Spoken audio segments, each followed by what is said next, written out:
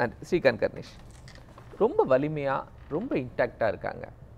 So இது இங்கே எந்த ஆப்ஷனுமே இல்லாத அளவிற்கு ரெண்டு பேருமே காங்கிரஸும் சூரியனும் இணைந்து இருக்கிறத பார்க்குறீங்க, என்ன செஞ்சிட முடியும்?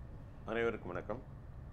எங்கள் மாநில தலைவர் திரு நயினார் நாகேந்திரன் அவர்கள் ரொம்ப அழகான ஒரு விஷயத்தை வெளிப்படையாக தெரிவித்திருக்கிறார். திமுகவை விட்டு தனித்து போட்டியிட செல்வ பெருந்தகை தயாரான.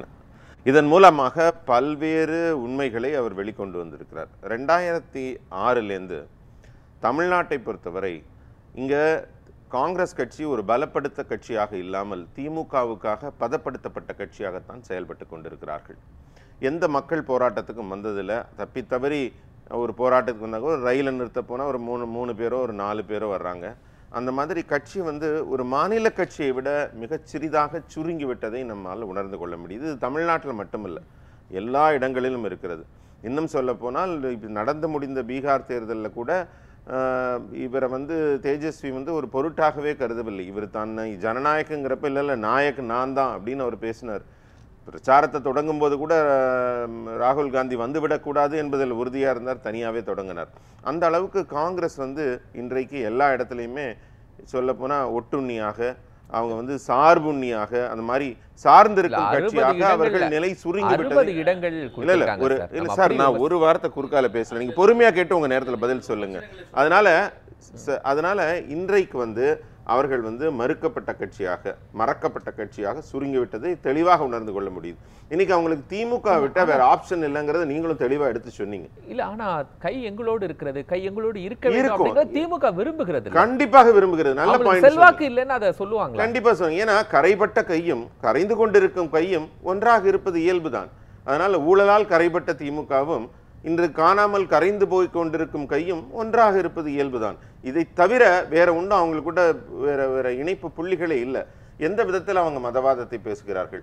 ரெண்டு பேருமே சிறுபான்மை சீராட்டை அதிகமாக செய்து கொண்டிருக்கும் கட்சி. ஏன்னா அவங்களுக்கு சுய நம்பிக்கை இல்லை, கொள்கை மீது நம்பிக்கை இல்லை, திட்டங்கள் மீது நம்பிக்கை இல்லை, மக்கள் கிட்ட நெருக்கமாக அவர்கள் பிரச்சனைகளை பேசுவதில் நம்பிக்கை இல்லை. அதை தவிர என்ன நம்பிக்கை இருக்கிறது? சிறுபான்மை சீராட்டு, மைனாரிட்டி இம்பீச்மெண்ட். அதை செய்ய வேண்டியதுதான் அவங்களுக்கு மெயினான ஒரு விஷயமா இருக்கு.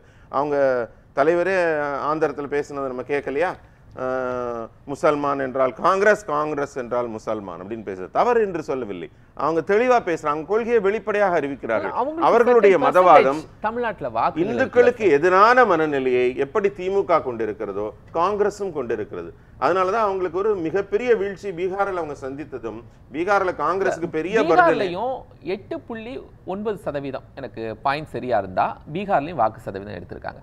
தமிழ்நாட்டில் 8% காங்கிரஸ் வைத்திருக்காங்க. அது ஒரு மக்கள் செல்வாக்கு தானே.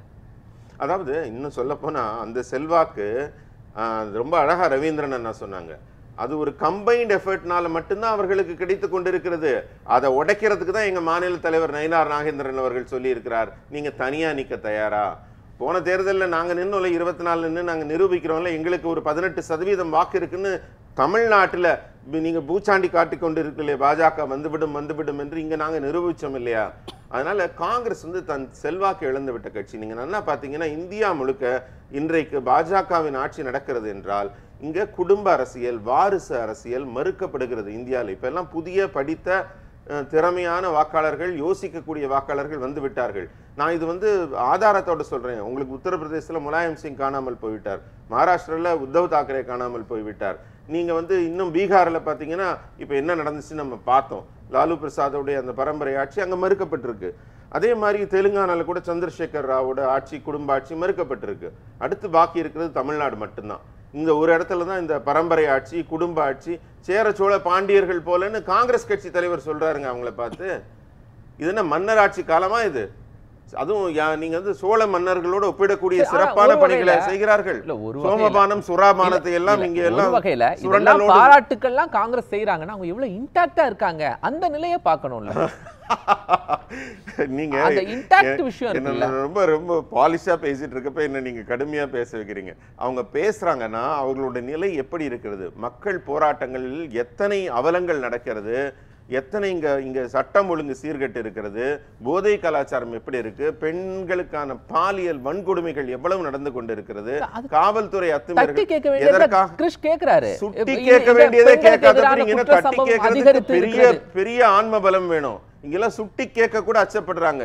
தெளிவாக அண்ணன் சொன்னாங்க. இப்ப பேசுறப்ப வில்சன் அண்ணா சொன்னாங்க ஒரு விஷயம் சொன்னாங்க.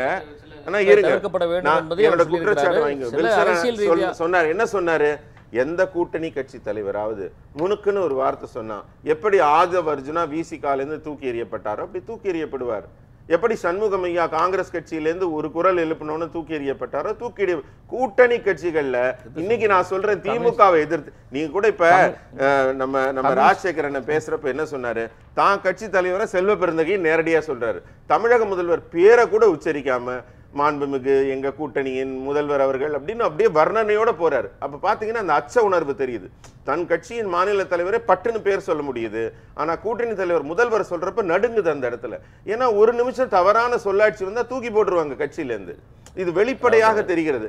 ஏன் கேட்டு நம்ம ராகுல் காந்தியை சுட்டி பேசினா கூட அமைதியா இருப்பாரு. நான் இதே முதல்வர் ஸ்டாலின் அவர்களையோ உதயநிதி அவர்களையோ பேசினா நான் பல விடயங்கள்ல பார்த்திருக்கேன். காங்கிரஸ் கட்சிக்காரங்களை தான் பெருத்த கோபம் வரும். அவங்க தான் பேசுவாங்க. அந்த மாதிரியான நிலைக்கு பதப்படுத்தப்பட்ட கட்சியாக காங்கிரஸ் இங்கே சுருங்கி விட்டது. தனியா எங்க தலைவர் கேட்ட மாதிரி நிக்க துணிச்சலான்னு கேட்டதுக்கு அந்த மாநில தலைவர் ஆன்ம பலத்தோடு பதில் சொல்ல வேண்டும். நாங்க நின்னு காட்டுறோம், ஜெயிச்சு காட்டுறோம்னு. உள்ளாட்சி தேர்தல் 2011 கூட அவங்க எவ்வளவு வாக்கு வாங்கினாங்க பார்த்தீங்கன்னா 5% கூட வாங்கல. அவங்களுடைய பலம் ரொம்ப சுருங்கி இருக்குது. அதனால நீங்க 8% அந்த காலம் நீங்க ஏதோ ஒன்று சொல்றது. இன்றைக்கு அது திமுகவோட இந்த காம்பினேஷன் எஃபெக்ட்னு ரவீந்திரன் நான் சொன்ன மாதிரி காம்பினேஷன் எஃபெக்ட்ல அவங்க அப்படியே ஊசலாடி கொண்டிருக்கிறதே தவிர இன்றைக்கு தனியாக யாருமே இவர் சொல்றது கேட்டு எனக்கு வெளிப்படையா சிரிப்பு வந்து ராகுல் காந்தியை கட்சி தலைவராக கூட தமிழகம் ஏற்றுக்கொள்ளவில்லை. அவரை இவங்க சொல்ற கனவெல்லாம் கிடையாது. ஒரு கால்குலேஷன் ரேஷியோல இப்போ காங்கிரஸ் திமுக லைன்ஸ்லேயே இருக்கு. அவங்களுக்கு 4லேருந்து 5% தனியான்னு கூட அவங்க சில நேரங்களில் அந்த பாயிண்ட்ஸை பண்ணியிருக்காங்க. எல்லா கட்சியோட ரேஷியோ பார்க்கும்போது வின்னிங் சிச்சுவேஷன்ல அவங்க தானே இருக்காங்க. அதுதானே ரவீந்திரன் துரைசாமி சொல்றாரு. உங்களோடு சேர்ந்ததால் தான் நாங்கள் தோற்றோம்னு சொன்ன ஒரு கட்சியோட திருப்பி கூட்டணி வைக்கிறீங்க. உங்களோடு இருப்பதால் நாங்கள் வெற்றி வாய்ப்பை இழந்தோம் அவரோட தான் நீங்க இருந்தீங்க. அதாவது நீங்க சில விஷயங்கள்ல இவர் பேசுகிற கருத்து பார்த்தீங்கன்னா, அதாவது ஒரு முதலமைச்சரை நான் அரசியல் கூட மன்னிக்காதுன்னு சொன்னது யாரு? கொலைப்பழி சுமத்தி ஒருத்தரை கட்சி விட்டு வெளியே அனுப்புனது யாரு? இதெல்லாம் சொல்லிட்டே போலாம். நானே ஒரே ஒரு விஷயம் சொல்லிடுறேன் கோபால். என்னன்னா இப்போ நம்ம ராஜசேகரையா சொல்றாரு, சரி இருக்கட்டும். நான் என்ன சொல்றேன், 2019 கூட்டணி ரைட் ஒட்டுனா இருந்தீங்க, இன்டாக்டா இருந்தீங்க. அதோட எப்போ கூட்டணி வருது? 2021 தானே. நடுவில் என்ன செய்றீங்க? எதுக்கு டெய்லி காலையில் சாயங்காலம் நைட்டு நாங்கள் கூட்டணியில் இருக்கிறோம்? மக்கள் பிரச்சனைக்கு நிற்கணும். நீங்கள் ஒன்றும் ஆட்சியில் பங்கு கிடையாது. சரி 2021 முடிஞ்சுது, அதோட 2024 தானே கூட்டணி. அதே கூட்டணியில் இன்னும் 15 வருஷம் கூட இருங்க, யாரும் வேணாம்னு சொல்ல. ஆனால் அந்த இடைப்பட்ட காலத்தில் மக்களுக்காக போராடி ஆட்சியாளர் எதிர்த்து நிற்கணுமா இல்லையா? அதுதானே ஒரு கட்சியோட கடமை. அரசியல் கடைசியா ஒரு இதை பதிவு பண்றதுக்கு சேர்த்து சொல்லுங்க. இன்னைக்கு அவங்க கட்சியிலேருந்து வெளியே இருக்கிற மூத்த நிர்வாகி ஷக்கீல் அகமது என்ன சொல்லியிருக்கார்? கட்சியை பத்தியும் ராகுல் காந்தியை பத்தியும் என்ன சொல்லியிருக்கிறார்? தேர்தல் யுக்தி இல்லை, தெளிவான திட்டங்கள் இல்லை, பொய் பிரச்சாரங்களை செய்கிறார்கள். எஸ்ஐஆர் பத்தின பொய் பிரச்சாரம், வாக்கு திருட்டு என்பது பொய் பிரச்சாரம். இது எல்லாமே கட்டமைக்கப்பட்ட புனையப்பட்ட கதைகள். Divisive policies, destructive policy, damaging politics, நாட்டின் ஸ்திரத்தன்மையை குலைக்கவும், இங்க இருக்க அரசியல் சாசன அமைப்புகளை எதிர்க்கவும் இப்படியே அரசியல் செய்து கொண்டிருந்தால் இதனால எதுவுமே இருக்காது. இந்த எதிர்ப்பு அரசியல், காழ்ப்பு அரசியல், வெறுப்பு அரசியல், இதை மட்டும்தான் திமுகவும் காங்கிரசும் செய்து கொண்டிருக்கின்றன. இந்த ஒற்றை புள்ளியில் அவங்க 2 பேரும் ரொம்ப இணக்கமா இருக்கிறார்கள். வரும் தேர்தலில் இந்த 2 கட்சிகளும் புறக்கணிக்கப்பட்டுவிடும், புரட்டி போடப்படும், விரட்டி அடிக்கப்படும் என்பது மக்களின் முடிவாக இப்பவே ரெடியா இருக்காங்க. பீகார் எலெக்ஷன் என்னங்க ஸ்வீப், தமிழ்நாடு எலெக்ஷன்ல பாருங்க என்ன ஸ்வீப் வரப்போகுது. இந்திய இதில் அரசியலை பொறுத்தளவில் இந்த தேசம் சந்திக்கிற பெரும் துயரங்களை எல்லாம்